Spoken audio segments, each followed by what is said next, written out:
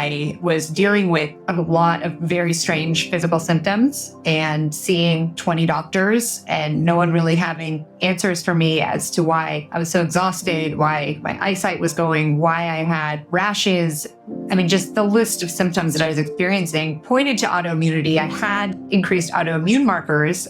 What I didn't know at the time is that there is an explosion of autoimmunity now, and it doesn't even always fall under a specific category. Sometimes can't even name it. Things are going wrong and you're having an autoimmune reaction. So that's what was happening with me, and doctors aren't set up to assess that necessarily. Many of them said that I was really anxious and probably depressed. That was what was causing my physical symptoms. I can tell you I was anxious because my body was falling apart. It would be kind of weird if it didn't, right? I finally went and saw a psychiatrist who happened to have some intake blood work that included vitamins. I can't believe he did, because this guy is a mainstream Stanford-trained psychiatrist. At most medical institutions, they're not saying, oh, go test the vitamin levels. But anyway, there was vitamins. And the scan came back that I was extremely depleted across the board with vitamins. Around that same time, my sister was diagnosed with celiac disease. I did not have celiac disease, but decided to go gluten-free anyway and slowly started to get better. So as many people are finding now, they can't tolerate gluten, and so many random things can go away when you give up gluten. You get your feeling back in your hands, the tingling goes away, all kinds of really miraculous turnarounds in health.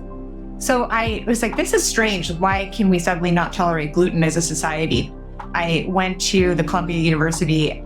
It was a conference symposium on celiac and gluten sensitivity with the researchers and physicians. They were talking about, we don't know what is causing this gluten sensitivity rise. Finally, I went up to the microphone and I said, do they spray Roundup on the grain? Like the chemical, the herbicide Roundup. Doctors and researchers turned around and looked at me like, they don't spray Roundup, that would kill it.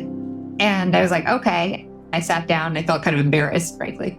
A scientist from General Mills was there to promote their gluten-free Cheerios. So he found me and said, yeah, they're spraying Roundup on a lot of the grains. We know there's a problem. It's going to take 2 decades to reverse. I said, well, everyone's going to be gluten sensitive or intolerant and maybe dead because people are getting sick from this. And who did I call on? So I'm reading through PubMed, like, okay, what research is there? And I came across Stephanie Seneff's research and Anthony Samsel and her partner. I called her up and she's like, visit me if you're in Boston. I was in Boston. I went and sat down with her and she's like, let me tell you, and laid it all out. And it really set me on a huge path of glyphosate, which I'm still working on today. It's estimated that over 80% of our dietary exposure to Roundup actually isn't from GMOs. It's definitely from this pre-harvest desiccation practice that farmers have embraced very sadly. What's so horrific about that, just for people to understand what that means, it's much easier to harvest a crop when it's all evenly dried because you're not having to time things and go out and bring your tractor, then bring it out a different day when that part of the field is ripe. Farmers will spray our grains or legumes or whatever it is with Roundup. You get an even drying, and then they bring out their equipment, harvest it all in one swoop, and then that grain will go directly to the mills, be processed, and then lands exactly in our food supply. You can't wash it off, it's in that grain. And then we're eating it and our body pays the price for it. Each day, a new study comes out about what glyphosate is doing in our body. But I'll just start with the gut because it's where I started understanding what was going on.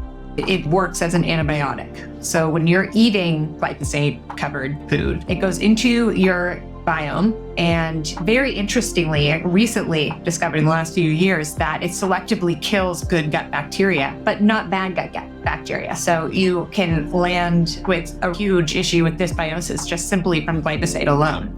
Something really interesting and finally coming to light, which is something Stephanie has talked about for a long time, is that it was always claimed by Monsanto, who manufactured glyphosate, that glyphosate does not impact human cells, only plant cells, because of this process, this pathway called the shikimate pathway, which is a metabolic process that you find in plants, fungi, and bacteria. So now we know the importance of bacteria to our overall health. We know glyphosate can impact that pathway that's so critical in the biome, in our bacteria. Not only that, but it shuts off the shikimate pathway in our bacteria, which we are dependent on to get tryptophan, serotonin, and all of these other aromatic amino acid out of this process in the microbiomes. You start thinking of how much of the population right now is on an SSRI because we don't have enough serotonin. Well, it's interesting that this directly would cut off our source of serotonin from our microbiome. That is one of the most interesting impacts. There was a lawsuit, I think in 2019, that made Monsanto, well, Bayer owns Monsanto now, make them take off the label that it doesn't impact humans because the argument was made that the biome is part of our health. That is a step forward. We take these small wins. It does that. It also contributes to leaky gut, which is, I believe, how I became so sick. Bad things inside the intestine leak out into the bloodstream and wreak havoc throughout the body, and toxins that shouldn't ever get outside the intestine are now floating around the body. Glyphosate itself has now been shown to cross the blood-brain barrier and potentially have a link with Alzheimer's development. Glyphosate has no business being in the brain. I actually sent out semen samples to see if glyphosate was in those semen samples, and indeed it was. We know that glyphosate can cause early sperm death and lower the motility of sperm. And it is crossing that barrier that is never supposed to be crossed. Yet you'll see headlines, we don't know why fertility is decreasing. We have these contaminants, not just glyphosate, but plastics as well. They're certainly decreasing fertility. When you eat it when you're pregnant, it goes down through the placenta into the child. So I sent a baby tooth, actually, of my daughter. I didn't know about this glyphosate problem when I was pregnant with her.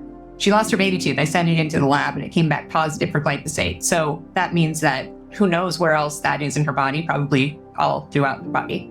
Still on the fertility front, some scientists did a study that showed that increased levels of glyphosate in second trimester women who are pregnant was actually connected to an increased distance between the anus and the vagina in the girls' fetuses. So it's actually changing and androgenizing the babies of women who are eating this while they're pregnant.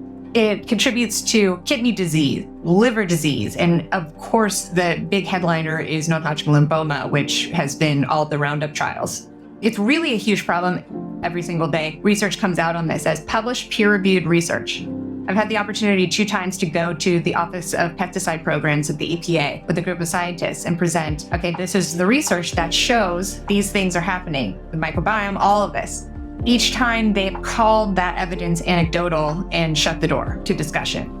So they have no intention of stopping this herbicide. And what drives me crazy about that is that puts the onus on us, the extent to which the EPA is collaborating with Monsanto all through this development and reversing decisions on carcinogenicity at the request of the cash that's talking. It's really outrageous.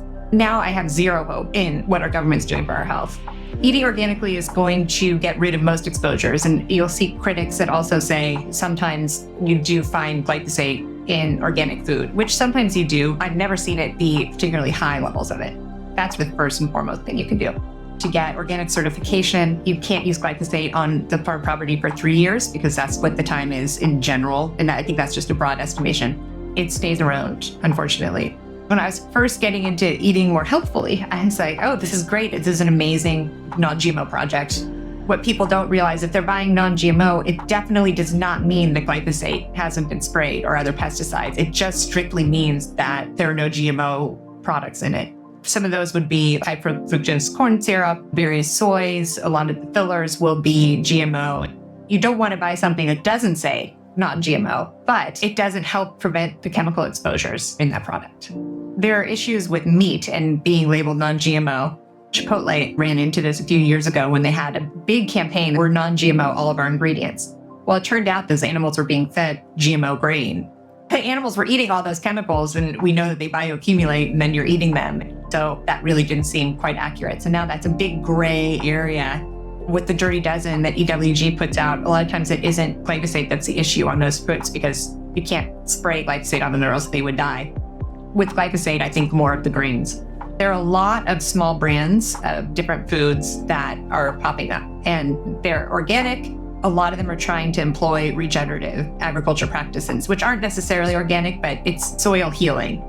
Those people are really having a hard time getting funding or even pushing through because the sales story with the brand, this is why you should spend more for this product, is really a hard sell when people aren't even aware that glyphosate or these other chemicals are being sprayed in the first place. I'm enjoying that because I do think it's going to come from the consumer side. The more brands that are enticing that can compete and the more options that there are, it's going to make the producers more inclined to adopt these clean practices. it's such a nascent industry.